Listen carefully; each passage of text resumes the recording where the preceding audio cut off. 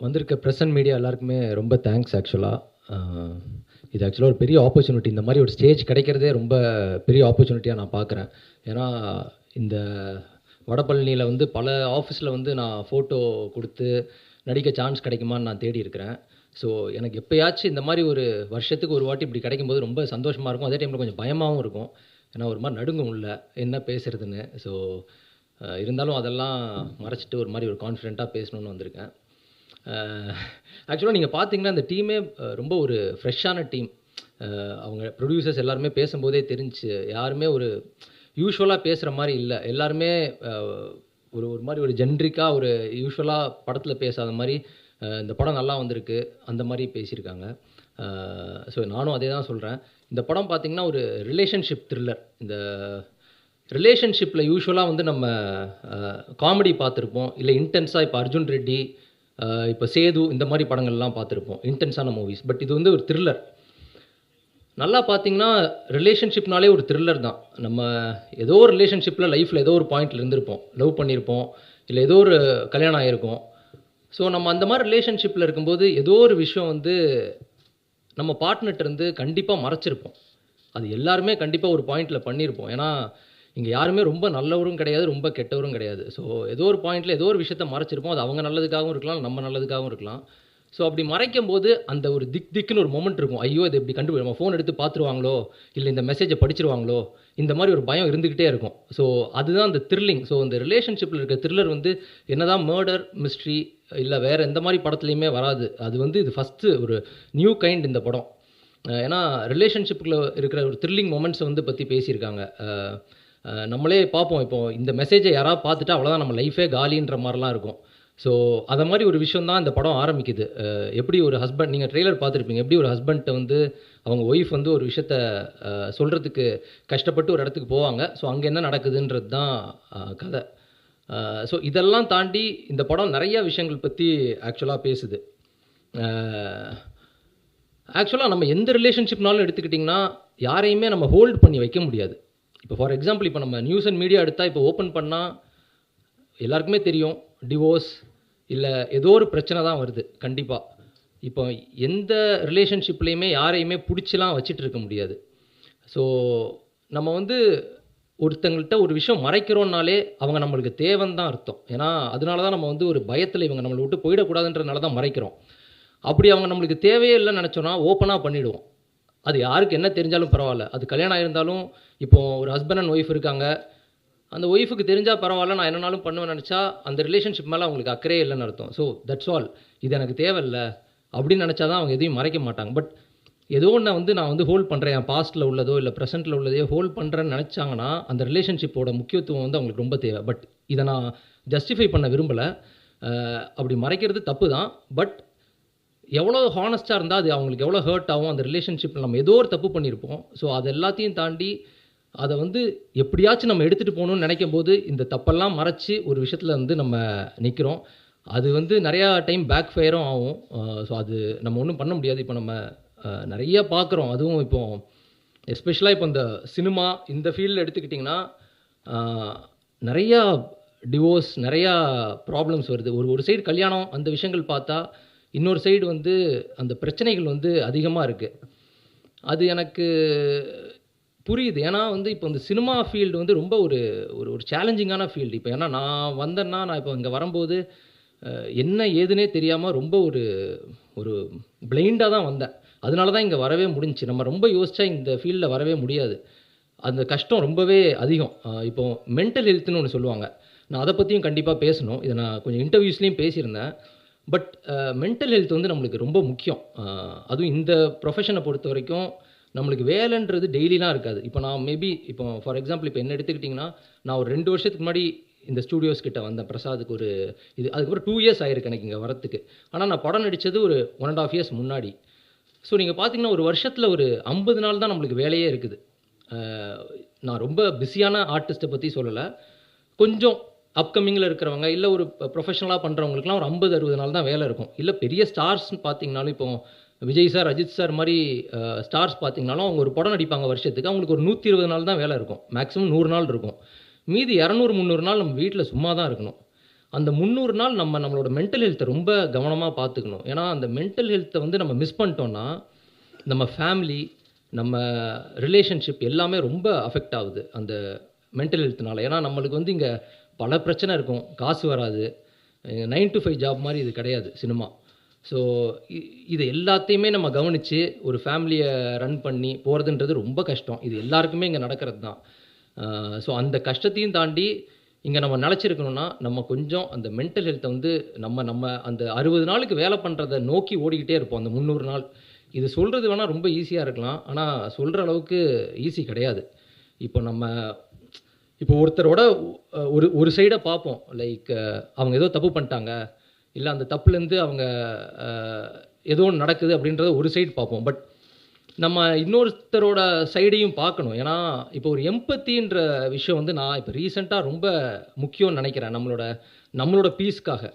ஏன்னா நம்ம இன்னொருத்தரோட இப்போ ஒருத்தர் வந்து ஏதோ ஒரு தப்பு பண்ணிட்டாருன்னா அந்த தப்பை மட்டுமே சொல்லாமல் அவர் ஏன் பண்ணார், என்ன எதனால நடந்திருக்கும். இப்போ ஃபார் எக்ஸாம்பிள் இப்போ என்ன வச்சே சொல்கிறேனே, இப்போ நான் ஒரு படத்தில் போயிட்டு ஃபுல்லாக ஆடிஷன்லாம் பண்ணி செலக்ட் ஆகிட்டேன்னு வச்சுக்கோங்க, திடீர்னு வந்து அந்த படம் வந்து இல்லைன்னு சொல்லுவாங்க ஃபோன் பண்ணி, எனக்கு பயங்கரமாக கோவம் வரும். நான் என்னோடய ஃபிசிக்கல் ஹெல்த்தையும் மென்டல் ஹெல்த்தையும் கெடுத்துக்கிற அளவுக்கு ஏதாச்சும் ஒரு வேலை போய் பண்ணுவேன். ஏன்னா அதை என்னால் ஹேண்டில் பண்ண முடியாது.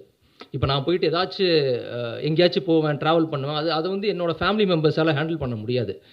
ஸோ அந்த டைமில் வந்து நம்ம அவங்கள பற்றி யோசித்தோம்னா, ஐயோ இது அவங்க வேணுன்னே சொல்லியிருக்க மாட்டாங்க, அவங்களுக்கு ப்ரொடக்ஷன் சைட்லேருந்து ஏதாச்சும் ஒரு இஷ்யூஸாக இருந்திருக்கும், இல்லை நம்மளோட பெட்டராக இருந்திருப்பாங்க. இந்த மாதிரி நம்ம பீஸ்க்காக நம்ம இதெல்லாம் யோசித்தோம்னா நம்மளோட மென்டல் ஹெல்த்தும் சரியாக இருக்கும். இன்னொன்று அவங்களையும் நம்ம ரொம்ப தப்பான ஒரு மோட்டிவில் பார்க்க மாட்டோம். ஸோ இந்த எம்பத்தி நம்ம எல்லாருக்குமே கொஞ்சம் தேவைப்படுது. லைக் இப்போ நம்ம டக்குன்னு கை நீட்டி சொல்லிடுறோம், இவன் தப்பு அவன் தப்பு, இவரோட ஃபேமிலி சரியில்லை, அவரோட ஃபேமிலி சரியில்லை, இவர் சரியாக பார்த்துக்கல, அவங்க சரி. பட் அதெல்லாம் தாண்டி கொஞ்சம் மற்றவங்களோட ஒரு சைடையும் பார்த்து நம்ம கொஞ்சம் புரிஞ்சு நடந்தோம்னா நல்லாயிருக்கும். ஏன்னா இது எனக்கு பர்சனலாக எனக்கு ரொம்ப பீஸ் வந்து கொடுத்துருக்குது இந்த மாதிரி ஒரு விஷயத்த பார்க்குறதுனால. அதெல்லாம் தாண்டி இப்போ நான் படத்தை பற்றி பேசும்போது ஆக்சுவலாக இந்த ரிலேஷன்ஷிப் தான் இந்த படமே. இன்றைக்கி ரிலேஷன்ஷிப்ன்றது ரொம்ப இன்டென்ஸாக போயிட்டுருக்குது. நம்ம ஓவரால் பர்சனல் லைஃப்லேயும் சரி, மீடியாலேயும் சரி, எல்லா இடத்துலையுமே இந்த ரிலேஷன்ஷிப் விஷயம் வந்து ரொம்ப இன்டென்ஸாக இருக்குது. நம்ம அதை பற்றி ஒரு வீடியோ போட்டாவோ இல்லை வந்து ரிலேஷன்ஷிப் பற்றி பேசினாவோ நிறையா ஒரு ட்ராக்ஷன் வருது. இந்த படத்தில் என்னோடய கேரக்டர் பார்த்திங்கன்னா ஒரு எக்ஸ் பாய் ஃப்ரெண்டாக வரேன். இது வந்து ஒரு இன்ட்ரெஸ்டிங்கான கேரக்டர். பட் ரியல் லைஃப்பில் இந்த மாதிரி எக்ஸ் எல்லார் லைஃப்லேயுமே இருந்திருக்கும். இப்போது நீங்கள் ஏதோ ஒரு ரிலேஷன்ஷிப்பில் இருந்தீங்கன்னா உங்களுக்கு எக்ஸ் பாய் ஃப்ரெண்டோ எக்ஸ் கேர்ள் ஃப்ரெண்டோ இருந்திருப்பாங்க. அது பிரச்சனையே கிடையாது, அதில் எந்த தப்புமே கிடையாது. அப்படி இருக்கிறது ரொம்ப நல்லது தான், ஒரு ரிலேஷன்ஷிப்லேருந்து நம்ம முன்னேறி அடுத்ததுக்கு போகிறோன்னு. பட் எங்கே அந்த பிரச்சனை ஆரம்பிக்குதுன்னா, இப்போ ஃபார் எக்ஸாம்பிள் நம்ம இப்போ ஒரு கரண்ட் ரிலேஷன்ஷிப்பில் இருப்போம். அப்போ வந்து 2 பேருக்குள்ள ஏதோ ஒரு சண்டை நடக்கும். அந்த சண்டை நடக்கும்போது ஒரு கம்பேரிசன் ஒரு ஃபேக்டர் வருது. எப்படின்னா, அங்கே இருக்கும்போது நான் எப்படி இருந்தேன், அவன் என்னை எப்படி பார்த்துக்கிட்டான், இப்படின்றத அந்த எக்ஸ் பாய் ஃப்ரெண்டோ எக்ஸ் கேர்ள் ஃப்ரெண்டை பற்றியோ சொல்லும்போது அந்த கரண்ட்டாக இருக்கிறவங்களுக்கு மைண்டு வந்து உடஞ்சிரும். ஏன்னா என்றைக்குமே அந்த கம்பேரிசன் வந்து நம்ம பண்ணவே கூடாது. அப்படி அங்கே இருக்கும்போது ஜாலி அப்படி இருந்தால் அது எக்ஸே கிடையாது, அதை விட்டுட்டு போயிடணும். அதனால தான் இங்கே பல பிரச்சனைகள் வருதுன்னு நினைக்கிறேன். ஏன்னா இது எனக்கும் பர்சனலாக நடந்திருக்குது. நம்மளால் அதை ஹேண்டில் பண்ண முடியாது. ஏன்னா நான் தான் இருக்கிறேனே, அப்புறம் இதுக்கு அந்த எக்ஸை பற்றி பேச, அப்போ அவங்க கூடயே போய் இருக்க வேண்டியதானே அப்படின்ற மாதிரி ஒரு கோபமும் வரும், ஒரு இதுவும் வரும். இந்த கம்பேரிசன் ஏன் சொல்கிறேன்னா, இந்த கம்பேரிசன் ஒன்று மற்றவங்களை அஃபெக்ட் பண்ணும், இல்லை நம்மளை அஃபெக்ட் பண்ணிப்போம். இப்போ ஃபார் எக்ஸாம்பிள் இப்போ நம்ம நிறைய சோஷியல் மீடியாவில் டைம் ஸ்பெண்ட் பண்ணுறோம். இப்போ எப்படி பார்த்தாலுமே ஒருத்தரோட ஒருத்தர் பெட்டராக தான் இருப்பாங்க. இன்றைக்கி நீங்கள் சோஷியல் மீடியா இன்ஸ்டாகிராம் எடுத்திங்கன்னா, இப்போது நான் ஒரு ப்ரொஃபைல் பார்க்குறேன்னா கண்டிப்பாக என்னோட இன்னொரு ப்ரொஃபைல் ரொம்ப பெட்டராக இருக்கும். இதை நான் மென்டல் ஹெல்த்தோடு சொல்கிறேன். இப்போ நம்ம வந்து ஒரு நாளைக்கு ஒரு 5 hours 6 hours சோஷியல் மீடியாவில் டைம் ஸ்பெண்ட் பண்ணுறோம். ஸோ இப்போ நம்ம இன்ஸ்டாகிராம் இல்லை ட்விட்டர் பார்த்தோம்னா ஒருத்தருக்கு திடீர்னு ஒரு ஃபாலோயிங் வரும், ஒருத்தருக்கு திடீர்னு ஒரு பயங்கர போஸ்ட் வரும், ஒருத்தர் திடீர்னு ஒரு பெரிய ஸ்டார் ஆவார். அது தப்பே கிடையாது. மக்களுக்கு யாரை எப்போ பிடிக்கும்னு சுத்தமாக தெரியாது. அவங்களுக்கு எப்போ பிடிச்சாலுமே நம்ம ஏற்றுக்கணும். ஸோ இந்த கம்பேர் பண்ணி நான் அவனோட பெட்டராக தானே இருக்கிறேன், எனக்கு ஏன் வரமாட்டேங்குது, இல்லை அவன்லாம் ஒரு ஆளா, அவன் எதுக்கு இவ்வளோ பெரிய ஆளாகிறான், இப்படி யோசிச்சுட்டே இருந்தோம்னா நம்மளையும் கெடுத்துப்போம், கூட இருக்கவங்களையும் கெடுத்துப்போம் அந்த ஒரு கோவத்தில். ஸோ இது எல்லாத்தையுமே ஏன் எனக்கு பேசணும்னு தோணுச்சுன்னா, இந்த சிச்சுவேஷன்லாம் நானும் இருந்திருக்கிறேன். நானும் இப்படி யோசிச்சிருக்கிறேன். என்னோடய லைஃப்பும் இந்த மாதிரி விஷயத்தில் வந்து கொஞ்சம் அஃபெக்ட் ஆகிருக்குது. அப்புறம் யோசித்தேன், இதெல்லாம் எதுக்கு நம்ம இவ்வளோ யோசிக்கிறோம், நம்மளோட தட்டில் இருக்கிற சோறை யாருமே சாப்பிட முடியாது. அதே மாதிரி இன்னொருத்தன் தட்டில் கொஞ்சம் அதிகமாக இருந்துச்சுன்னா அவன் சாப்பிட்டு போகிறான். நம்ம கெப்பாசிட்டி இவ்வளோ தான், இது சாப்பிட்டா போதுன்ற மாதிரி ஒரு ஜோனில் தான் இப்போ வந்தாச்சு. ஸோ இது எல்லாமே இந்த படத்தில் வந்து ரிலேட் பண்ணி பேசுகிற மாதிரி இருக்குது. ஏன்னா இந்த படம் வந்து ரிலேஷன்ஷிப், மென்டல் ஹெல்த், ஸோ எல்லாத்த பற்றியுமே பேசுது. இங்கே வந்திருக்கிற ப்ரெஸ் அண்ட் மீடியா எல்லாருக்கும் ரொம்ப நன்றி. நிஜமாலே ரொம்ப எமோஷ்னலாக இருக்குது இன்றைக்கி இந்த ஸ்டேஜில் நிற்கிறது. ஹோ பட்டர்ஃப்ளை, கேப்டன் மில்லர் படம் முடித்ததுக்கப்புறம் ஃபிசிக்கலாக எமோஷ்னலாக ரொம்ப டிஃபிகல்ட்டான ஒரு ஃபில்ம். ஆல்மோஸ்ட் ஒரு வருஷம் அந்த படத்துக்காக போட்ட உழைப்பு எல்லாமே நிறைய லேர்னிங் இருந்தது. பட் நான் எதிர்பார்த்த அளவுக்கு ஐ ஃபெல்ட் லைக் எனக்கு வந்து என்னோடய விஷ் வந்து கிராண்ட் ஆகலன்னு தோணுச்சு அந்த டைமில்.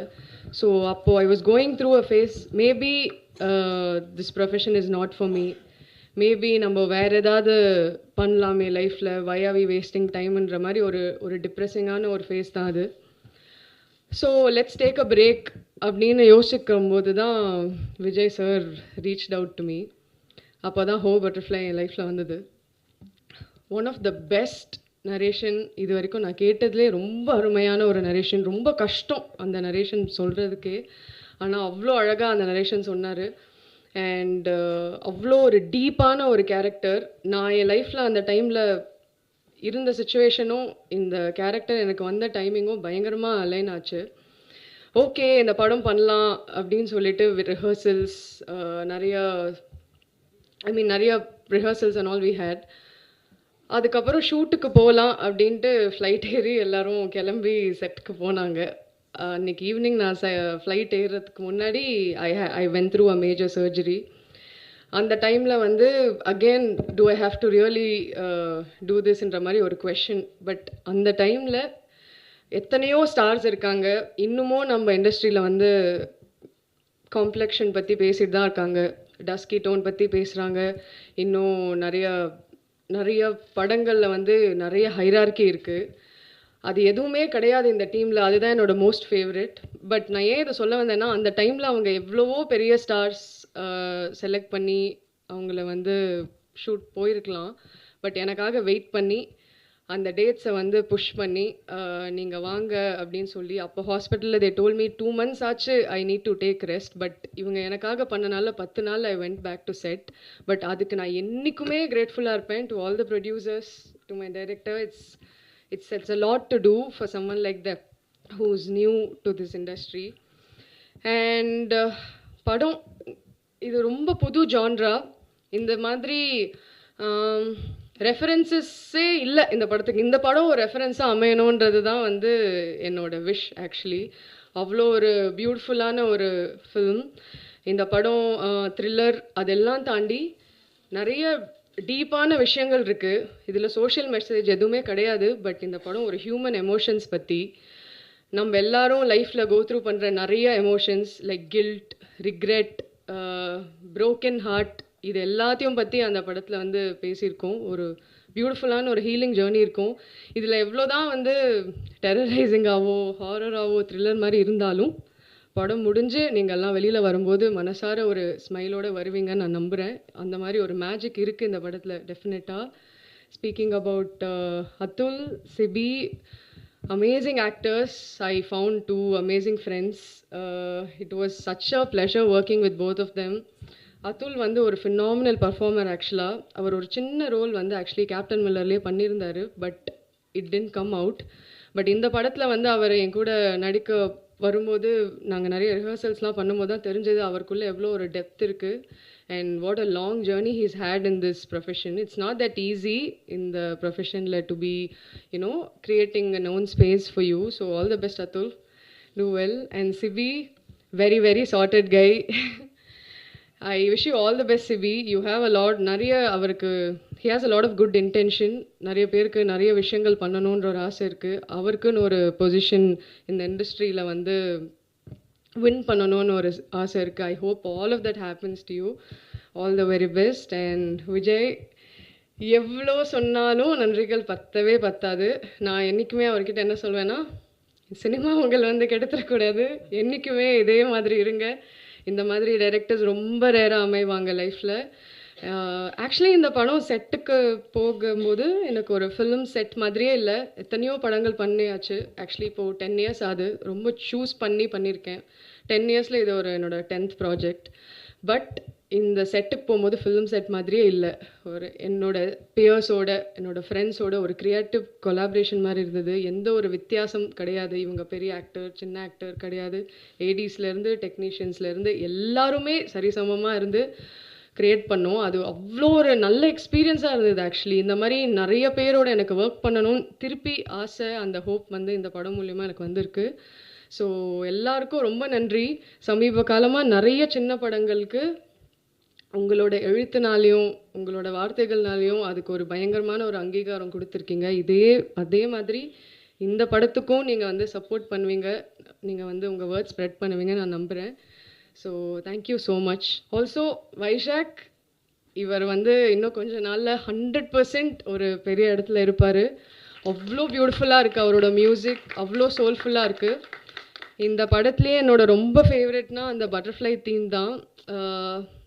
அது கேட்கும்போது ஏதோ அந்த மனசு சம்திங் ஹேப்பன்ஸ், அந்த ஒரு மேஜிக் இருக்குது அந்த தீமில். So amazing Vaisakh. நான் இப்போ தான் வந்து எல்லா பாட்டும் கேட்டேன். So so thank you so much. Thanks to everybody. I hope all of you love the film. March 6 தியேட்டரில் வருது. தியேட்டரில் போய் எல்லாரும் பாருங்கள். தியேட்டருக்காகவே பண்ண படம் இது. சிங் சவுண்டில் பண்ணியிருக்கோம். நீங்களும் அந்த ரூம்லேயே இருந்து எக்ஸ்பீரியன்ஸ் பண்ணணுன்றதுக்காகவே சிங் சவுண்டில் நிறைய எஃபர்ட் போட்டு பண்ணியிருக்கோம். I hope all of you love it. Thank you. அனைவருக்கும் வணக்கம். என்னோட பேர் அத்துல். நான் ஓ பட்டர்ஃப்ளை படத்தில் அர்ஜுன் ஒரு கதாபாத்திரம் பண்ணியிருக்கேன். ரொம்ப சந்தோஷமாக இருக்குது உங்களுக்கு முன்னாடி பேசுகிறதுக்கு. வந்திருக்கிற ப்ரெஸ் மீடியா எல்லாருக்கும் ரொம்ப நன்றி. விஜய்க்கு நான் ஒரு பெரிய நன்றி சொல்லியே ஆகணும். ஏன்னா அவர் இல்லைன்னா எனக்கு இந்த வாய்ப்பு இல்லை. அவர் திடீர்னு ஒரு நாள் கால் பண்ணி இந்த மாதிரி நான் படம் பண்ண போகிறேன், நான் ஸ்கிரிப்ட் ஃபஸ்ட் ஹாஃப் மட்டும் அனுப்புகிறேன், அது படிச்சுட்டு எப்படி இருக்குன்னு சொல்லுங்கள் அப்படின்னு சொன்னார். ஃபஸ்ட் ஹாஃப் படிச்சுட்டு எனக்கு முடிக்கும்போது இந்த கதை எப்படி முடிய போகுது அப்படின்ற ஆர்வம் ரொம்ப எனக்கு இருந்துச்சு. அதுக்கு நடுவில் ஒரு ஸ்க்ரீன் டெஸ்ட் பண்ணார். அது பண்ணிட்டு தான் அதுக்கப்புறம் என்னை செலக்ட் பண்ணார். அதுக்கப்புறம் ஃபுல் ஸ்கிரிப்ட் அனுப்பிச்சார். எனக்கு ஃபுல்லாக படித்து முடிச்சுட்டு இது ஒரு பயங்கரமான ஸ்டோரியாக இருந்துச்சு. இதில் எப்படியாச்சும் நம்ம வந்து ரொம்ப நல்லா பண்ணோம் அப்படின்ற அந்த ஒரு ரெஸ்பான்சிபிலிட்டியும் இருந்துச்சு. ஏன்னா இதில் நிறைய பணமும் இன்வால்வ் ஆயிருக்கு அப்படின்னும் போது நான் ஷார்ட் ஃபிலிம்ஸ், இண்டிபெண்டன்ட் ஃபிலிம்ஸ் நான் வந்து ஃப்ரீயாக எக்ஸ்ப்ளோர் பண்ணிட்டு இருந்த மாதிரி இதில் பண்ண முடியாது. இதில் கொஞ்சம் சீரியஸாக நம்ம வந்து பண்ணணும் அப்படின்ற அந்த ஒரு பொறுப்பும் இருந்துச்சு. அண்ட் ப்ரொடியூசர்ஸ்க்கும் என்னை வந்து நான் ஒரு புது நபர் இந்த இண்டஸ்ட்ரிக்கு. ப்ரொடியூசர்ஸ் வந்துட்டு இன்க்ளூடிங் விஜய், ஆனந்த், வெங்கி எல்லாருமே வந்து என்னை நம்பி இந்த ரோல் கொடுத்தது வந்துட்டு ஒரு அந்த முடிவு எடுக்கிறதுக்கு வந்து கஷ்டமாக இருந்திருக்கும். ஆனாலும் அந்த வாய்ப்பு கொடுத்துருக்காங்க நம்பி. அதனால் அந்த பொறுப்பும் ஆடடாக ரொம்ப இருந்துச்சு.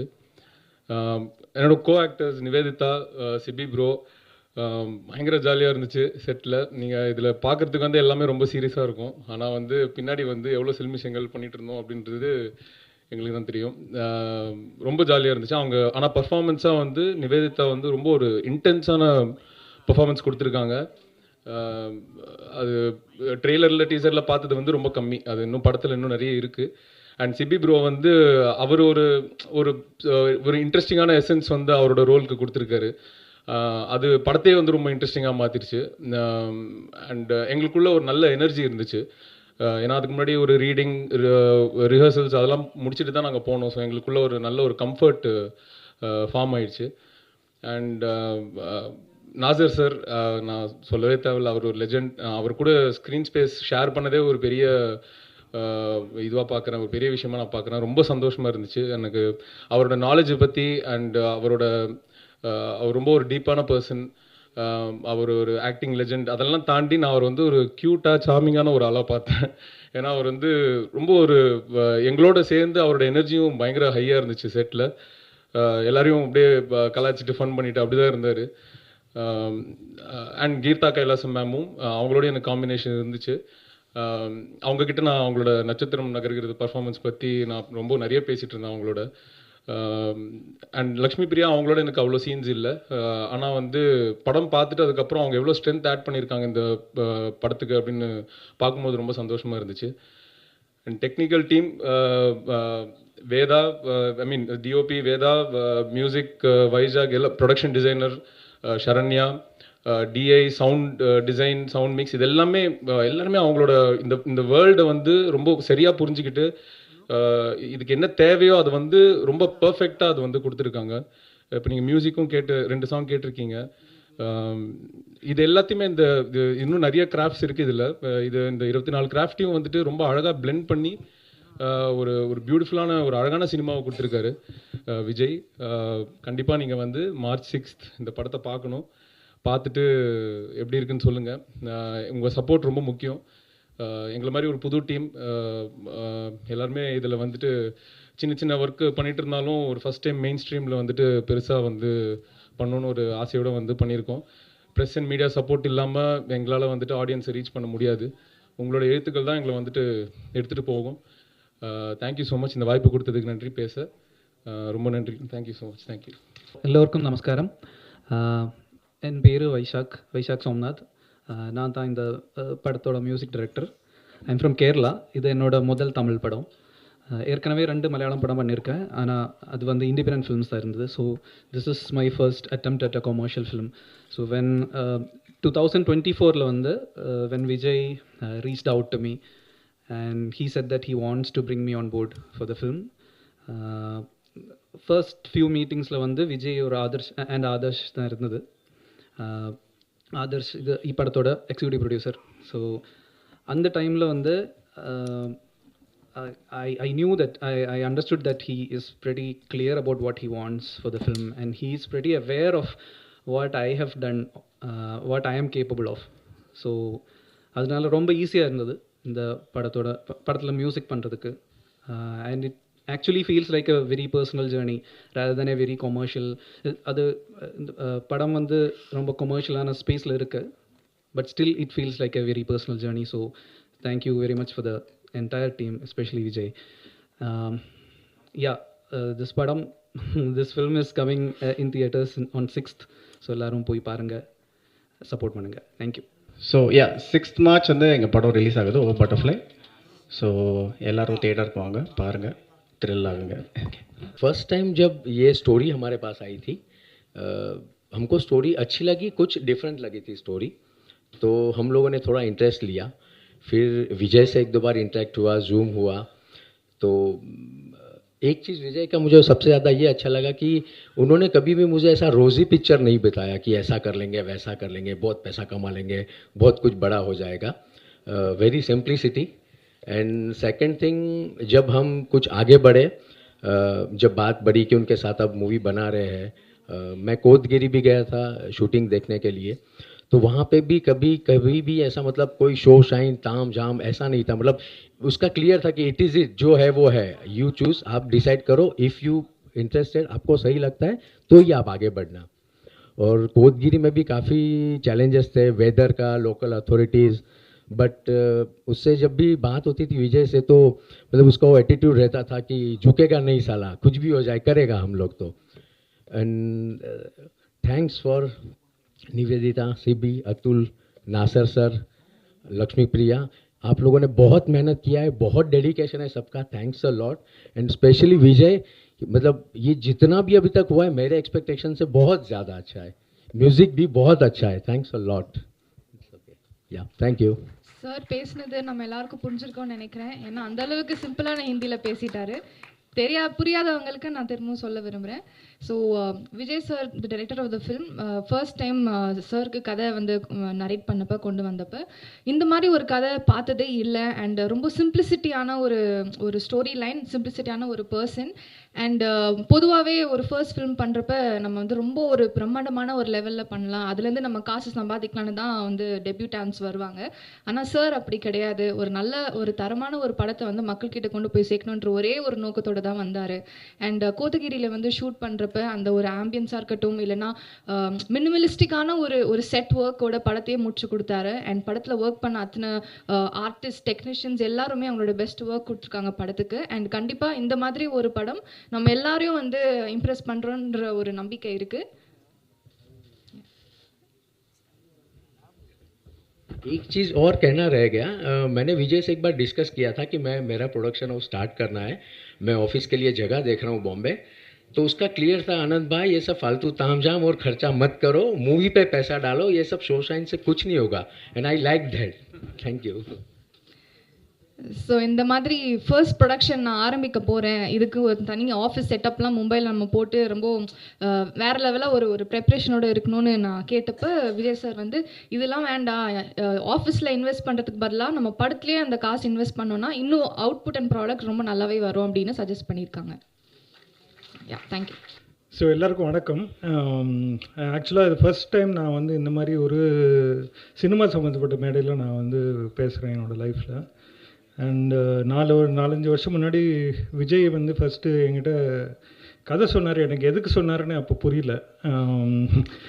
அப்புறம் நான் வந்து சரி இன்வெஸ்ட் பண்ணுறேன்னு சொன்னேன். அப்புறம் திடீர்னு ஒரு நாள் ப்ரொடியூசர் அப்படின்னாரு. எனக்கு ஆக்சுவலாக ப்ரொடியூசர்னு இன்னமும் எனக்கு வந்து சுத்தமாக என்னன்னு அது ஓகே இதெல்லாம் பண்ண போல் இருக்கு அப்படின்னு நான் வந்து நினச்சிட்டு இருக்கேன் இப்போவும். ஃபஸ்ட்டு ஒரு நாள் வந்து அவர் ஒரு 35 வீடு தேடி இருப்பார் அந்த லொக்கேஷனுக்கு. அவருக்கு வந்து அந்த எதுவாக இருந்தாலும் வந்து ரொம்ப பெர்ஃபெக்டாக பண்ணணும் அப்படின்னு விஜய் வந்து முதலேருந்தே அதில் ரொம்ப பர்டிகுலராக இருந்தார். ஸோ அந்த 35 வீடு தேடிட்டு இந்த ஒரு வீடு தான் எனக்கு வேணும், இது வந்து ஆனால் அந்த வீட்டோட ஓனர் வந்து படம் எடுக்கிறதுக்கு கொடுக்க மாட்டேங்கிறாரு அப்படின்னாரு. ஸோ அப்போ தான் வந்து எனக்கு தெரிஞ்சது ப்ரொடியூசர்னு என்ன பண்ணணுன்னு. என்கிட்ட வந்து கேட்டார், அவர்கிட்ட போய் எப்படியாவது இந்த வீட்டை தேடி பிடிச்சி கொடுத்துருவாங்கன்னு. ஸோ அவர் வந்து கொச்சியில் இருக்கார். அவரை போய் தேடி பிடிச்சி 4-5 வாட்டி சொம்படிச்சு அவரை வந்து கரெக்டாக கூட்டு வந்து அவர் வந்து இந்த வீட்டில் இப்படி பண்ணக்கூடாது, அப்படி பண்ணக்கூடாது, ஹாரர் படம் எடுக்கக்கூடாது, இதை எடுக்கக்கூடாதுன்னு பல கண்டிஷன் போட்டார். ஸோ கடைசியில் அதை மேனேஜ் பண்ணதுக்கப்புறம் ஒரு வாட்டி வந்து ஏதாவது சிம்பிளான ஒரு விஷயம்னா அவர் வந்து விஜய் மெசேஜ் அனுப்புவார், இந்த மாதம் எனக்கு வந்து ஒரு இன்வெஸ்ட்மெண்ட் வேணும் அப்படின்னு. ஆனால் அவர் கூப்பிட்டாருன்னு என்ன அர்த்தம்னா ஏதாவது ஒரு ப்ராப்ளம் இருக்குது, யாராவது ஒரு ஆக்டர் வந்து இன்றைக்கி செட்டுக்கு வரல, கால் ஷீட் இல்லை, இந்த மாதிரி ஏதாவது ஒன்றுன்னா நம்மளை கூப்பிட்ருவார். ஸோ இப்போ கொஞ்சம் கொஞ்சமாக எனக்கு புரிஞ்சிடுச்சு 2 வருஷத்தில் 3 வருஷத்தில் ப்ரொடியூசர்னு என்னென்னு. ஆக்சுவலாக நான் 2-3 நாள் ஷூட்டிங் போயிருந்தேன். விஜய் வந்து அப்போ வந்து கிட்டத்தட்ட 103-102 டிகிரி காய்ச்சல் இருக்கும். ஆனால் அதோடு வந்து அவர் வந்து ஆக்சுவலாக ரொம்ப கஷ்டப்பட்டு ஒர்க் பண்ணார் இந்த படத்தில். மோர் இம்பார்ட்டன்ட்லி இங்கே சில பேர் வந்து மேடையில் இருக்காங்க, இந்த actors and Veda and Vaishak, கீழே மற்ற காஸ்ட் அண்ட் க்ரூ உட்காந்துருக்காங்க. அந்த மாதிரி வந்து ஒரு 30-40 பேர் ஒரே இடத்துல இவ்வளவு ஒரு கோர்வையாக வந்து ஒர்க் பண்ணி நான் வந்து என்னோட எந்த பிஸ்னஸ்லையும் நான் பார்த்ததில்ல. இவங்க வந்து ஆக்சுவலாக ஒரு ஃபேமிலி, ஒரு வெரி வெரி க்ளோஸ்லி நெட் டீமாக வந்து ஒர்க் பண்ணியிருக்காங்க. ஸோ அந்த ஒரு காரணத்துக்காகவும் விஜயோட எஃபர்ட்காகவும் அவரோட க்ரியேட்டிவிட்டிக்காகவும் I wish this movie becomes a big success. And நீங்கள் எல்லோரும் கண்டிப்பாக வந்து பார்க்கணும். Thank you very much. வந்தவங்க எல்லாருக்கும் ரொம்ப தேங்க்ஸ்.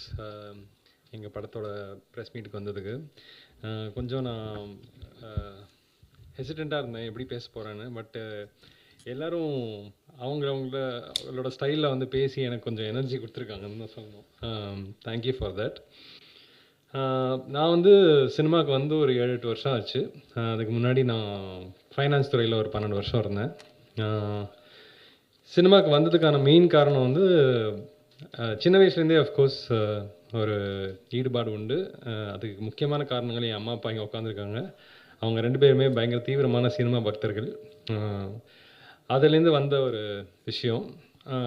ஸோ ஃபைனான்ஸ்லேருந்து நான் வெளியில் வந்தபோது எனக்கு சினிமா வந்து ஏதான தனித்துவமாக பண்ணணும், பிரத்யேகமாக நான் மட்டுமே பண்ண முடிகிற மாதிரி விஷயங்கள் பண்ணணும் அப்படின்னு சொல்லிட்டு தான் நான் இங்கே வந்தேன். அதுதான் என்னோடய ஆசையாக இருந்தது. ஸோ அதை பண்ணுறதுக்கான அவகாசம் தான் இந்த 7-8 வருஷம் ஆயிடுச்சு. இப்போது இந்த படம் ஒரு 3 வருஷமாக நாங்கள் இப்போது பண்ணி இப்போது திரைக்கு வரப்போகுது. இந்த கதையை வந்து ஃபஸ்ட் நான் வந்து ஒரு 2019-20 எழுதிட்டு அதுக்கப்புறம் சரியாக வராமல் 2023 வந்து என்னோடய கோரைட்டர் ஹரீஷ் அவரும் இருக்கார், அவரோட சேர்ந்து நாங்கள் முடிச்சுட்டு அதை வந்து மவுண்ட் பண்ண ட்ரை பண்ணோம். ப்ரொடியூசர்ஸ் தேடி அலைஞ்சோம், ஆக்டர்ஸ் தேடி அலைஞ்சோம். ஒரு விஷயம் அப்போ ரொம்ப கிளியராக புரிஞ்சுது. இது வந்து நாங்கள் எடுக்க ட்ரை பண்ணுற இந்த படம் வந்து ஒரு சாதாரணமாக எல்லாருக்கும் புரிகிற மாதிரி ஒரு ஏற்கனவே இருக்கிற பேட்டர்னில் இல்லை அப்படின்ற ஒரு விஷயம் புரிஞ்சுது. இது வந்து தட் வாஸ் த மெயின், அது என்ன சொல்கிறது, அட்ராக்ஷன். இந்த படம் பண்ணுறதுக்கான அட்ராக்ஷனாகவும் இருந்தது, பண்ணுறதுக்கான பெரிய அப்டக்கலாகவும் அதே தான் இருந்தது. ஸோ அதை பண்ணுறதுக்கான இந்த சூழல் எப்படி இருக்குது அப்படின்னு சொன்னால், இப்போ ப்ரொடக்ஷன் ஹவுசஸ் இருக்காங்க, எஸ்டாப்ளிஷ் ப்ரொடக்ஷன் ஹவுசஸ் இருக்காங்க. அவங்கக்கிட்ட போயிட்டு இந்த படம் மாதிரி இது அப்படின்னு சொல்லும்போது தான் வந்து உங்களுக்கு ஆக்சுவலி வந்து அவங்களால ஒரு ரெஃபரன்ஸ் புரிஞ்சுக்க முடியுது. அப்போ தான் அவங்களுக்கு அந்த கான்ஃபிடன்ஸ் வருது. அந்த மாதிரி இந்த கதை இல்லாத போது நாங்களே ப்ரொடியூசர்ஸ் ஆக வேண்டியதாக போயிடுச்சு. இதுதான் வந்து ஸோ யூனிக்கான ஒரு ஐடியா எடுத்துகிட்டு வரணும்னா நீங்களாக ஒரு ப்ரொடியூசர் ஆனால் தான் ஒரே வழின்றது தான் நாங்கள் வந்து பல வருஷங்கள் இதை ட்ரை பண்ணி இதை எடுத்துகிட்டு வர ட்ரை பண்ணி நாங்கள் கற்றுக்கிட்ட ஒரே விஷயம். ஆனால் அதுக்கு வந்து அது வந்து அவ்வளோ ஈஸியாக அமையலை. ஸோ இதுக்கு பல காரணிகள் இருந்தாங்க. அதில் வந்து ஒரு 2-3 பேர் நான் முக்கியமாக குறிப்பிடணும். ஃபஸ்ட்டு வந்து ஆதர்ஷ் இங்கே இல்லை. அதாவது நாங்கள் எவ்வளோ சின்ன படம்னா எங்களோட எக்ஸிக்யூட்டிவ் ப்ரொடியூசர் இப்போ ஒரு வேலையில் இருக்கார். அதனால் இன்றைக்கி அவருக்கு வந்து வேலை இருக்கிறதுனால அவரால் வர முடியல. அதனால் அவர் வந்து 2019 2024 வரைக்கும் இந்த படத்துக்காக என்னோட ட்ராவல் பண்ணார். ட்ராவல் பண்ணாருன்னு சொன்னேன். ஏன்னா வந்து எங்களால் சம்பளம்லாம் கொடுக்க முடியல. ஆனால் அவர் தான் வந்து மீட்டிங் செட் பண்ணுறதுலேருந்து இந்த படத்தை எப்படி பிச் பண்ணலாம், இந்த படத்துக்கு என்ன பட்ஜெட் ஆகும், அதை வந்து பிரேக் டவுன் பண்ணி ஓகே இதில் சேவ் பண்ணலாம், இதில் இன்வெஸ்ட் பண்ணலாம் அப்படின்னு டிசைட் பண்ணுற அளவுக்கு எல்லாம் ஃபுல்லி இன்வால்வ்டாக இருந்தார். 2024 நாங்கள் வந்து ப்ரொடக்ஷன் ஆரம்பித்த அப்புறம் தான் அவர் வந்து ஃபார்மலாக எக்ஸிக்யூட்டிவ் ப்ரொடியூசராக உள்ளே வந்தார். அதுக்கப்புறம் ரெண்டாவதாக நான் குறிப்பிட வேண்டிய முக்கியமான ஆள் வந்து வெங்கி இங்கே உட்காந்துருக்காரு. அவர் இப்போ ப்ரொடியூசர் ஆக்கிட்டோம் நாங்கள் அவரை. அவர் வந்து ஃபஸ்ட்டு நண்பராக இருந்தார். அப்போ நான் போய் சொன்னேன் கதையை. அப்போ வந்து நீ எடுக்கும்போது சொல்லு, நான் கொஞ்சம் காசு போடுறேன் படத்தில் அப்படின்னு சொன்னார். அப்புறம் நாங்கள் வந்து நான் சொன்ன மாதிரி மற்ற ப்ரொடக்ஷன் ஹவுஸ்லாம் போய் ட்ரை பண்ணோம். அது அமையலை. அப்போ அவரே வந்து அவர் சொன்னதில் ஆக்சுவலி தப்பு. நான் அவரை ப்ரொடியூசர் ஆகலை. அவரே தான் வந்து என்னன்னாலும் பார்த்துக்கலாம் வா நம்மளே பண்ணிவிடுவோம் அப்படின்னு ஒரு தைரியம் கொடுத்தாரு. ஆக்சுவலி எனக்கு அப்போவும் வந்து ரொம்ப பயமாக இருந்துச்சு. அப்போ வந்து சரி இவர் சொல்கிறாரேன்னு சொல்லிட்டு எவ்வளோ முடியுமோ இந்த கதையை பற்றி காசு இருக்கிறவங்க கிட்ட பேசுவோம், இன்ட்ரெஸ்ட் இருந்தால் வரட்டும் அப்படின்ற ஒரு ஓப்பன் அப்ரோச் எடுத்துக்கிட்டோம். அப்படி எடுத்துக்கும்போது ஃபஸ்ட்டு வந்து ஜோஸ்னு ஒரு ஃப்ரெண்டு, அவர் இந்த படத்தில் ரொம்ப காசு போடலை. ஆக்சுவலி ரொம்ப ஒரு சின்ன தொகை தான் போட்டார். ஆனால் அவர் இந்த ஸ்கிரிப்ட் படிச்சுட்டு எனக்கு இந்த ஸ்கிரிப்டை வந்து படமாக பார்க்கணுன்னு ரொம்ப ஆசையாக இருக்குது, நான் வந்து இதில் கொஞ்சம் ஒரு தொகையை போடுறேன், நீங்கள் வந்து மற்றவங்க கிட்ட கேளுங்க அப்படின்னு ஒரு கான்ஃபிடன்ஸ் கொடுத்தாரு. ஸோ வெங்கிக்கு அப்புறம் அவர் வந்து உள்ளே வந்தார்.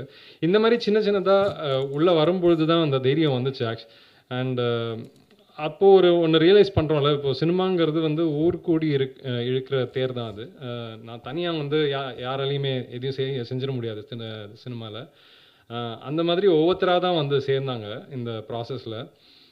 அப்போது வந்து கண்டினியூஸாக நாங்கள் வந்து சினிமாவில் இன்வெஸ்ட் பண்ண இன்ட்ரெஸ்ட் இருக்கிறவங்கக்கிட்ட நாங்கள் போயிட்டு இந்த ஸ்கிரிப்டை கொடுத்து, இந்த ஸ்கிரிப்டை படிங்க, இந்த ஸ்கிரிப்டில் உங்களுக்கு இன்ட்ரெஸ்ட் இருந்தால் நீங்கள் உள்ளே வாங்க, எல்லாரும் மாதிரியும் நீங்களும் ஒரு ரிட்டர்ன் எடுத்துகிட்டு போவீங்க, அது வந்து எந்த கேரண்டிஸும் கிடையாது அப்படின்ற ஒரு ஓப்பன் கான்வர்சேஷனோட தான் நாங்கள் வந்து அப்ரோச் பண்ணோம். அப்படி உள்ளே வந்தவங்கள ஃபஸ்ட்டு வந்து ஆனந்த் வந்தார்.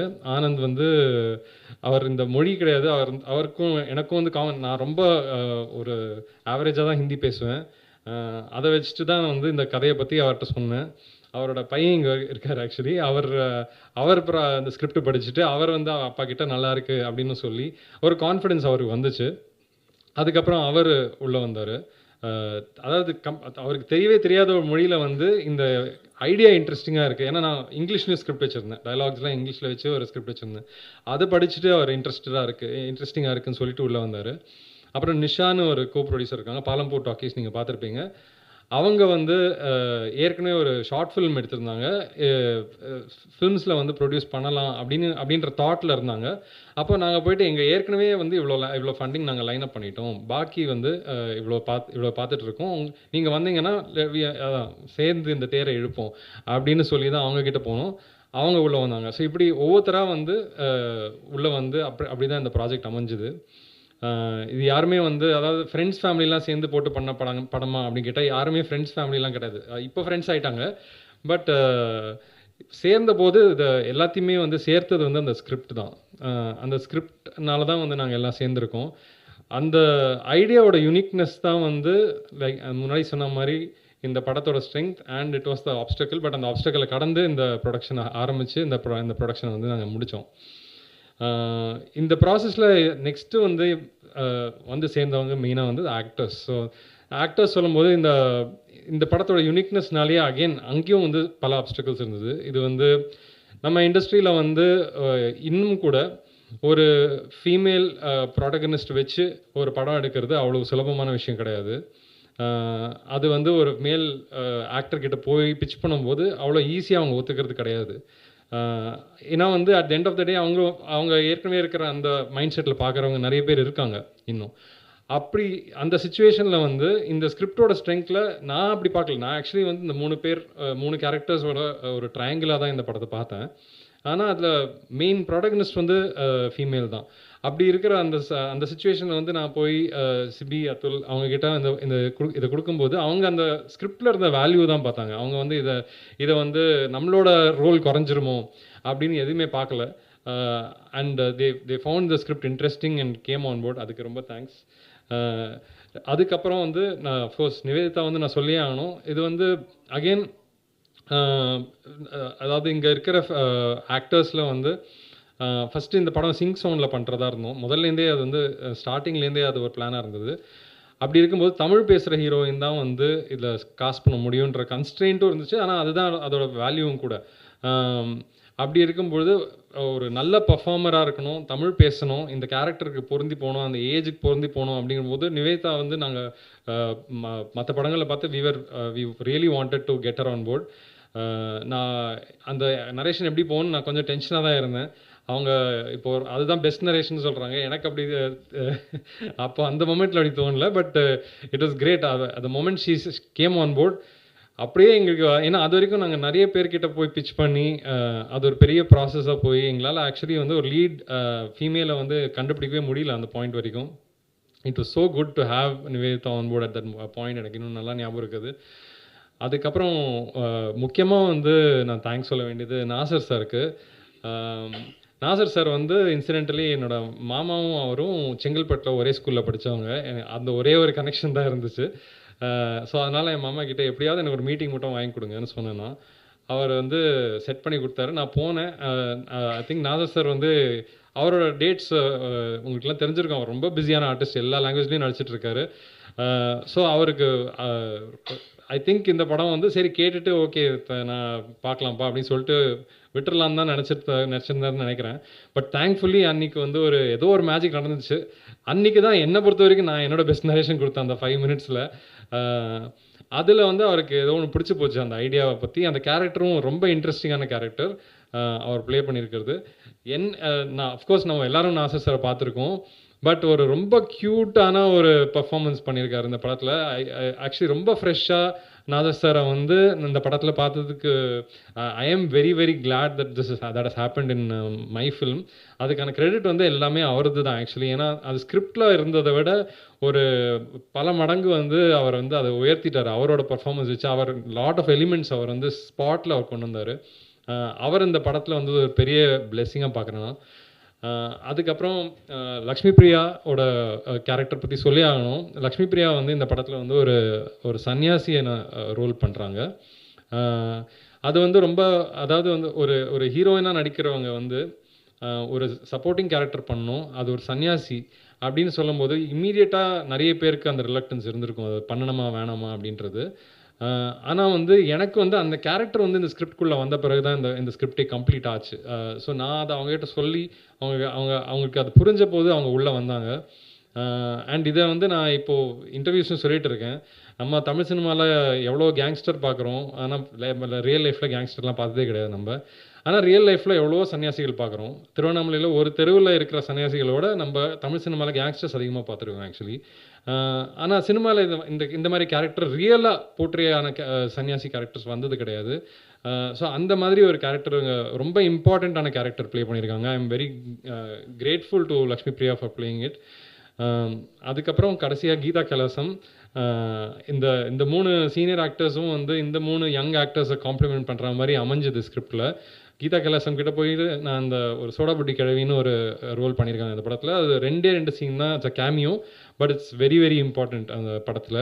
மீடியா நம்ம எதுக்கு கூப்பிட்றோன்னா என்ன குவாலிட்டி சரிங்களா, அவங்க அதை பற்றி தான் எழுதுவாங்க, என்னென்ன சீன்ஸ் இருக்குது அதை பற்றி தான் பேசுவாங்க சரிங்களா.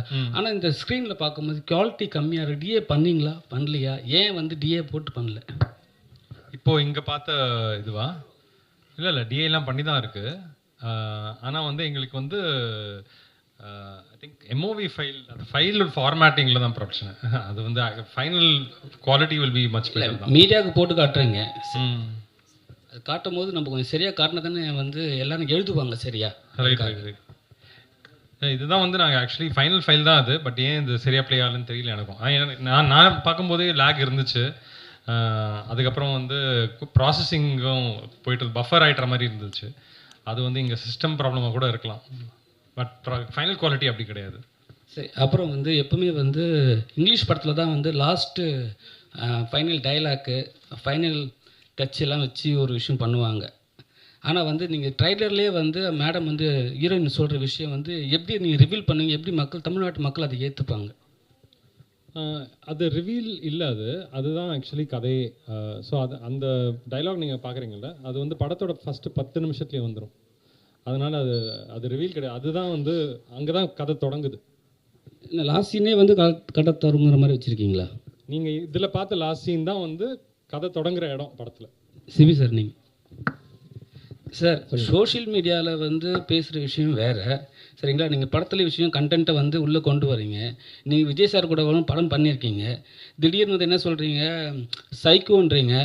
அப்புறம் வந்து சூர்யா சார் கூட விஜய் சார் கூட நான் வந்து பழகியிருக்கேன், அவங்க வந்து நார்மலான மனுஷங்கன்றீங்க. என்ன சொல்ல வரீங்க, என்ன கண்டென்ட் சொல்ல வந்தீங்க சரியா புரியல. இல்லை சைக்கோன்னு புரியல. சைக்கோன்னு நீங்கள் வந்து ஸ்டேஜில் வந்து அவரும் சொல்ல பேசும்போது சைக்கோ பாட்லாம் இருக்காங்க அப்படின்னு சொன்னீங்க. படத்தில் சொல்கிறீங்களா? நீங்கள் தான் சொன்னீங்க ஸ்டேஜில். இல்லை, நீங்கள் இந்த ரிலேஷன்ஷிப் பற்றி பேசுகிறத பற்றி சொல்கிறீங்களா? நீங்கள் எப்படி வேணால் வச்சுக்கலாம், நீங்கள் சொன்னீங்க, அதுக்காக தான். ஆக்சுவலாக இந்த படமே வந்து ரொம்ப ரிலேஷன்ஷிப் பேஸ்ட் படம் தான். இந்த படம் நாங்கள் 3 பேர் தான் மெயினாக, ஹஸ்பண்ட் அண்ட் ஒய்ஃப், நான் எக்ஸ் பாய் ஃப்ரெண்ட். ஸோ ஆக்சுவலாக இப்போ ரிலேஷன்ஷிப் வந்து நம்ம யூஸ்வலாக படங்களில் நிறைய விதமாக பார்த்துருப்போம். காமெடியாக பார்த்துருப்போம், இல்லை இன்டென்ஸாக பார்த்துருப்போம், ஒரு த்ரில்லராக பார்த்ததில்லை. ஆனால் ரியலாக நம்ம லைஃப்பில் உள்ள எல்லா ரிலேஷன்ஷிப்புமே ஒரு த்ரில்லர் தான். திக்குன்னு இருக்கும். இப்போ கல்யாணம் ஆனவங்களுக்கு வேறு மாதிரி இருக்கும், பாய் ஃப்ரெண்ட் கேர்ள் ஃப்ரெண்டுக்கு வேறு மாதிரி. இப்போ லவ் டுடே பார்த்துருப்பீங்க, அதில் ஒரு ஃபோன் எடுத்து பார்த்ததுனால எவ்வளோ பிரச்சனை, அதுதான் இன்றைக்கி நடக்குது. ஒரு ஃபோன் எடுத்து பார்த்துட்டாலே அங்கே உங்களுக்கு ப்ராப்ளம்ஸ்லாம் இருக்குது. ஸோ இதுதான் இந்த படத்தோட இதே. லைக் எப்படி இவங்க வந்து ஒரு விஷயத்த அவங்க ஹஸ்பண்ட்டை சொல்ல முடியாமல் தவிக்கிறாங்க, தப்பான இடத்துல நான் வந்துடுறேன், ஸோ வந்தால் எப்படி இருக்கும், இதுதான் கதையோட இது. ஸோ நான் அதை தாண்டி இப்போ விஜய் சார் அஜித் சார் கூட பழகிருக்கேன்னு சொன்னது ரொம்ப பாசிட்டிவ் வேல சொன்னேன். நான் அவங்களோட ரொம்ப டைம் ஸ்பெண்ட் பண்ணியிருக்கேன், அதுவும் அஜித் சாரோட ரொம்ப பண்ணியிருக்கேன். அவர் நிறைய விஷயங்கள் எனக்கு சொல்லியிருக்கிறாரு.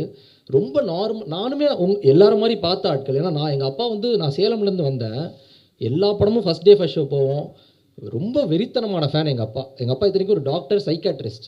அவர் இப்படி ஒரு கண்ணாடி உடச்சிட்டு போகிற ஒரு ஃபேனாக நானே பார்த்து அதிர்ச்சி ஆகியிருக்கேன். பட் அவரோட பழகும்போது ரொம்ப சராசரியான ஒரு, எனக்கு அந்த ஃபஸ்ட் நாளே எனக்கு அந்த அவ்வளோ தூரம் ஒரு ஈக்குவலாக ஒரு ட்ரீட் பண்ணார்.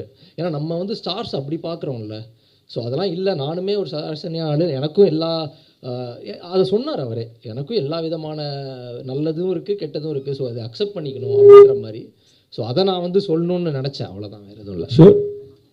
சோஷியல் மீடியாவில் வந்து வர விஷயம்லாம் வந்து ஒரு ஆக்டர் பேசுனா பெருசாக பேசும் பொருளாகும். ஏன்னா நீங்கள் அவர் கூட நடிச்சிருக்கீங்க, சரிங்களா? நீங்கள் வந்து எந்த ஸ்டாண்ட் எடுப்பீங்க? ஏன்னா வந்து பார்த்தீங்கன்னா சோஷியல் மீடியா இருந்த உடனே பார்த்தீங்கன்னாவே அவரை சில பேர் திட்டுறாங்க, சில பேர் வந்து அவர் கூட வந்து சப்போர்ட் பண்ணுறாங்க. சரி, நீங்கள் வந்து அவர் ஒரு நடிகராக ஒரு நல்ல மனிதராக பார்க்குறீங்க, அவரோட ஸ்டாண்டு ஓகேவா? யாரை பற்றி? விஜய் சாரை பற்றி. அதை பற்றி தான் நம்ம வந்து ரொம்ப நேரம் நீங்கள் பேசுனீங்க. சோஷியல் மீடியாவில் வந்து இது மாதிரிலாம் நடக்குதுன்னு சொல்லியிருந்தீங்க, அதுக்காக தான் கேட்குறேன். இல்லை, அவரோட ஸ்டாண்டு பற்றி எனக்கு தெரியாது. பட் எனக்கு என்னோட ஸ்டாண்ட் பற்றி பார்த்தீங்கன்னா என்னை வந்து அவங்க பேசணுன்னே அவசியம் கிடையாது என்கிட்டலாம். ஏன்னா நான் ரொம்ப சின்ன ஆக்டர், நான் வந்து அவங்களோட எக்ஸ்பீரியன்ஸ் தான் என்னோட வயசே. ஸோ அப்படி இருக்கும்போது என்னை ஒரு ஈக்குவலாக ட்ரீட் பண்ணி ஒரு சேர் போட்டு உட்கார வச்சாலே நான்லாம் இப்படி ஆகிடுவேன். அதை தாண்டி இப்போ அஜித் சார்லாம் எங்கள் அப்பாவை கூப்பிட்டு ஒரு 1.5 மணி நேரம் பேசினார் தனியாக. அவருக்கு அது அவசியமே கிடையாது. அவரை வந்து எவ்வளோ பெரிய ஆட்கள் பார்க்கணுன்னு வெயிட் பண்ணுறாங்கன்றது எனக்கு தெரியும்.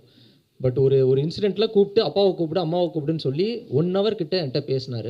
ஸோ எனக்கு அதெல்லாம் எனக்கு ரொம்ப பெரிய விஷயமா இருந்துச்சு, இதெல்லாம் பண்ணுறாங்க அப்படின்னு சொல்லி. ஸோ அந்த இதுதான் நான் சொன்னேன். சார் நீங்கள் பேசுகிறப்ப சொன்னீங்க, சிபி சந்திரன் சார் சொல்லுங்கள் சார். நீங்கள் பேசுகிறப்ப சொன்னீங்க, அதாவது இந்த ரிலேஷன்ஷிப்பில் கொஞ்சம் மறைக்கிறதும் நல்லது அப்படின்னு சொல்லிட்டு. ஆனால் மறைக்கிறது தப்பு தானே, அவங்கள ஒருத்தவங்க நம்பியிருப்பாங்க, அவங்கள்ட்ட மறைக்கிறது வந்து ரொம்ப தப்பு தானே. என்னை பொறுத்த வரைக்கும் காதலி வச்சிருக்கிறத மனைவிக்கிட்டேயும் மனைவி இருக்கிறத காதலிக்கிட்டேயும் சொல்கிறது சரின்னு நினைக்கிறேன். ஆனால் இந்த படமும் அதை வலியுறுத்தாதனால தான் அந்த பிரச்சனைகள்லாம் வரும்னு நினைக்கிறேன். நீங்கள் காதலி வச்சிருக்கிறத மனைவிக்கிட்டேயும் மனைவி இருக்கிறத காதலிக்கிட்டேயும் சொல்லக்கூடாதுன்னு சொல்கிறீங்க. இல்லை சார், நான் அப்படி சொல்லலை. கேட்குதா சார்? இல்லை சார், நான் அப்படி சொல்லலை. இப்போ இன்ன பாசிட்டிவ் வே சொல்கிறேன். இப்போ நம்ம யாருமே இங்கே தப்பு பண்ணாத ஒரு ஆட்களே கிடையாது சார். எல்லாருக்குமே ஏதோ ஒரு விதத்தில் ஒரு தப்பு பண்ணியிருப்போம். அதை வந்து நம்மளுக்கு மனைவி காதலின்னு சொல்ல, நம்மளோட ஃப்ரெண்டுக்கிட்டே சில விஷயம் சொன்னால் இது ரொம்ப தப்பாக, இப்போ நம்ம ஃப்ரெண்டை விட்டுட்டு ஒரு இடத்துல சாப்பிட போயிருப்போம், இதை நம்ம சொன்னால் தப்பாக புரிஞ்சுப்பான்னு சொல்லி சில விஷயம் மறைப்போம். அது மறைக்கிறவன் தான் லைக் ஏதோ ஒரு விஷயத்த நம்ம எல்லாத்தையும் போய் சொல்லிட்டு அவ்வளோ நல்லவங்களும் கிடையாது, அவ்வளோ கெட்டவங்களும் நம்ம நான் ரியல் லைஃப்பில் பார்த்ததில்லை சார் அவ்வளோ நல்லவங்கள. படத்துலையும் அப்படி தான், நான் கொஞ்சம் கிரே ஷேட் தான். ஸோ ரொம்ப நல்லவனாக இருந்தால் அது கொஞ்சம் நடிக்கிற மாதிரி இருக்குது. ஸோ நான் இதுதான், நான் இப்படி தான் அப்படின்னு இருக்கிறது பெட்ரு. ஸோ அப்படி தான் இங்கே எல்லாருமே இருக்கணும், எல்லாருமே அப்படி தான் இருக்கிறாங்க. அப்படி இல்லை நான் எல்லாத்தையும் நான் வந்து இப்போ சில விஷயங்கள் சொல்லி அதனால இப்போ அந்த ரிலேஷன்ஷிப்பே பிரேக் ஆகுற நிலைமைக்கு போகுதுன்னா அதை ஒருத்தங்க சொல்கிறாங்கன்னா அது தேவையில்லைன்னு தான் அர்த்தம். இல்லை, நீங்கள் சொல்கிறப்ப சொன்னீங்க நான்லாம் விழுந்தாலும் உண்மையை சொல்லிடுற ஆளுன்னு வச்சுக்கோங்களேன். ஆனால் நீங்கள் சொல்கிறப்ப சொன்னீங்க அந்த மாதிரி சொல்லக்கூடாது, அதை மறைக்கிறது, ஏன்னா அவங்க மனசு என்ன பாடுபடும் அப்படிங்கிற மாதிரி சொன்னீங்க. ஆனால் நம்ம பண்ணுற அயோக்கியத்தனத்தை அவங்களா தெரிஞ்சுக்கிறப்ப இன்னும் ரொம்ப மோசமாக இருக்கும்ல நம்ம நிலைமை. இல்லை சார், நான் அயோக்கியத்தனத்தை மீன் பண்ணி சொல்லலை, ஜென்ரலாக சொல்கிறேன். ஒரு ரிலேஷன்ஷிப் தேவைன்னு நினச்சா சில விஷயங்கள் நம்மளே சாலிடாக நம்ம வந்து ஸ்டாப் பண்ணுவோம்.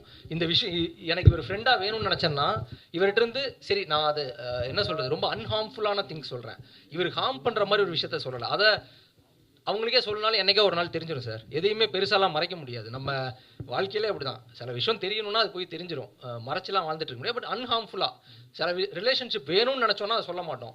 பப்ளிக்காக எல்லாருக்கும் தெரிகிற மாதிரி ஒரு விஷயம் பண்ணாலே அந்த ரிலேஷன்ஷிப் தேவை இல்லைன்னு தான் அர்த்தம்.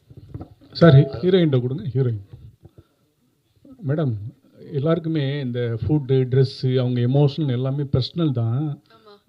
எமோஷனல் சண்டை பிரச்சனைலாம் எல்லாருக்கும் வர்றதும் ஓகே தான். இந்த படத்தில் வந்து ஒரு எமோஷனலான சீனில் தம் அடிக்க மாதிரி வருது.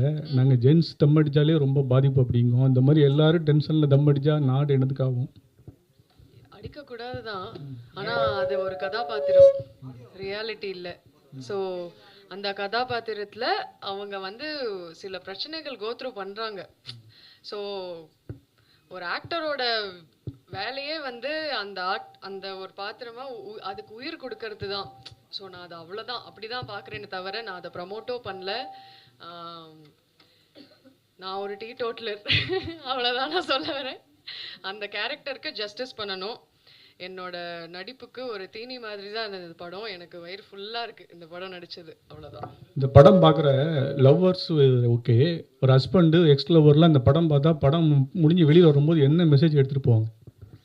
இல்லை என்ன மெசேஜ் அப்படின்றது கிடையாது, இது சோஷியல் மெசேஜோ அந்த மாதிரி இல்லை. இப்போ ஒரு 3 பேர் வந்து ஒரு இக்கட்டான ஒரு சுச்சுவேஷனில் மாட்டியிருக்காங்க.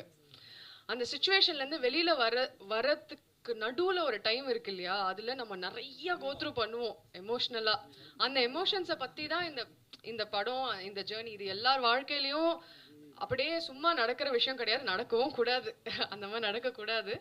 பட் அந்த மாதிரி நடக்கும்போது எப்படி அவங்க அதுலேருந்து வெளியில் மீண்டு வராங்க, அது ஒரு ஹீலிங் ஜேர்னியாக தான் நான் பார்க்குறேன். ஆனால் வெளியில் வரும்போது எக்ஸ் பாய் ஃப்ரெண்டாக தான் சொல்லி ஹஸ்பண்டாக தான் சொல்லி அவங்க சந்தோஷமாக தான் வெளியில் வருவாங்களே தவிர இது யாருக்கும் ஹர்ட்ஃபுல்லாக இருக்காது. சார் டைரக்டர் சார், ஓ பட்டர்ஃப்ளை அப்படின்னு டைட்டில் வச்சுருக்கீங்க. இது வந்து காதலை மீன் பண்ணி எக்ஸ் லவர் எக்ஸ் பாய் ஃப்ரெண்ட் இப்படி கொண்டு வந்திருக்கீங்க கதையில். இந்த தமிழ்நாட்டு மக்களுக்கு இந்த கதை என்ன சொல்ல போகுது? இந்த இன்னைக்கு 2K கிட்ஸ், அதாவது ஜென்சி கிட்ஸுக்கு இந்த கதை வந்து எந்த அளவுக்கு போய் ரீச் ஆகும்? ஸோ இப்போ வந்து நம்ம லைஃப் வந்து நம்மளை பற்றியே தான் அப்படின்னு வந்து நம்ம இப்போ இருக்கிறவங்க, அதாவது ரொம்ப செல்ஃப் சென்ட்ரிக்கான ஒரு லைஃப் வாழ்ந்துட்டுருக்கோம் நம்ம. 2K கிட்ஸ் ஜென்சி கிட்ஸ் எல்லாருமே இதை சொல்கிறேன் நான். அப்படி இருக்கும்போது தான் நம்ம வந்து ரொம்ப இந்த எல்லாமே நம்மனால தான் நடக்குதோ, நான் செஞ்ச தப்புனால தான் அது நடந்துச்சோ அப்படின்னு நம்ம யோசிச்சுட்டே இருக்கோம். இல்லைனா வந்து அது என்னால் தான் நடந்துச்சு அப்படின்னு பெருமை எடுத்துக்கிறோம். இந்த மாதிரி ஒரு செல்ஃப் சென்ட்ரிக்கான ஒரு லைஃப் தான் நம்ம வாழ்ந்துட்டு இருக்கோம். அதில் இருக்கும்போது அது ஒரு ட்ராப் தான் ஆக்சுவலி. அந்த ட்ராப்லேருந்து எப்படி வெளியில் வருதுங்கிறது தான் படம். அது ஐ திங்க் அதுதான் வந்து பர்சனலாக ஒவ்வொருத்தரும் இந்த எஸ்பெஷலி நீங்கள் சொன்ன ஜென்ரேஷன்லேருந்து பார்க்கும்போது அந்த மெசேஜ் தான் அவங்க எடுத்துப்பாங்கன்னு நான் நினைக்கிறேன்.